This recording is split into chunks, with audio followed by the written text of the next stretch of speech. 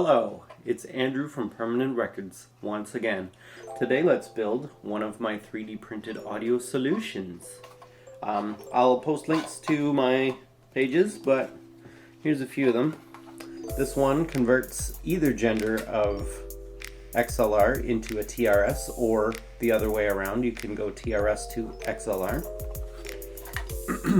This is just 3 TRS soldered together in parallel, so you could plug a headphone into one and then use it as a splitter. You could just have 3 keyboards or 2 keyboards go out to 1 amp. Very useful. But today the one we're going to make is one of my favorites, which is just TRS on either end. It's real easy to make, just 6 quick solder connections, a piece of wire, and this 3D printed part. There's actually 2 of them. They just lock together with a screw on each side. They're very durable, and they're really handy, for example, if you need to extend a cable, because TRS don't lock together the same way XLRs do. So you could, what I generally do is I run a TRS as a headphone cable, and then I have one of those on the end and I plug the headphones into it, or I can use that to link 2 TRS together for an extra long one. All my cables are 25 feet. I feel like that's like the sweet spot for the size of my recording environment. And also, you don't really get any signal degradation if you're running that distance or less. So anyway, here we go. Okay, here we are. Tools we're gonna need: some side cutters, some wire strippers. This is a piece of Gorilla Silverback microphone cable, 2 TRS jacks, and these 2. This is what it looks like. It's just kind of like a cup with a hole and a tab that comes up, and then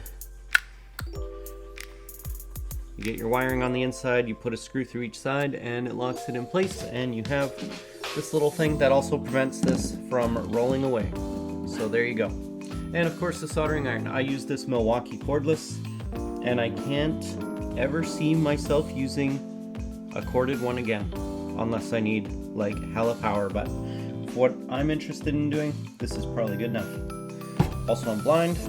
I'm a little soldering station with helping hands, but not mandatory, I guess. So first thing, I'm gonna finish stripping these wires.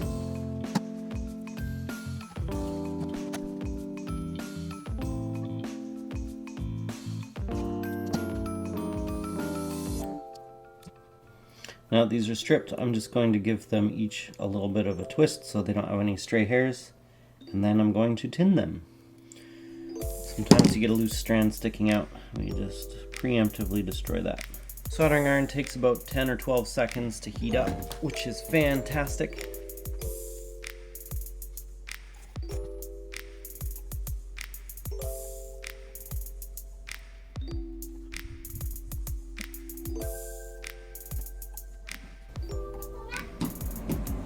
My cat running on a hamster wheel.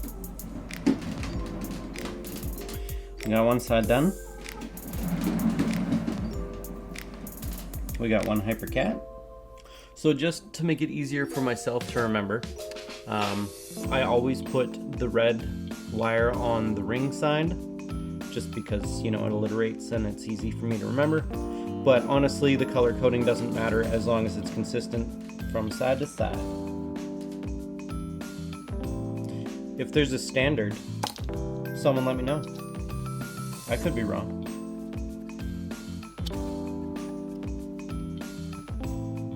Just gonna use the digital microscope to show you up close.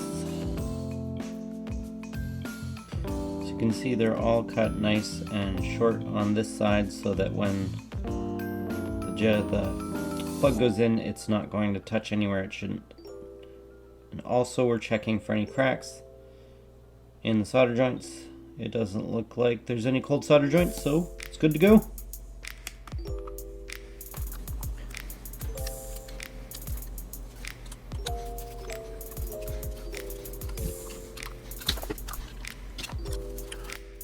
Just a couple of number 8 1/4-inch screws, and bam, you've got yourself one of these. Ooh la la. Other uses are speaker extension cables, or whatever you have. Just make sure whatever wires on the inside is what you need.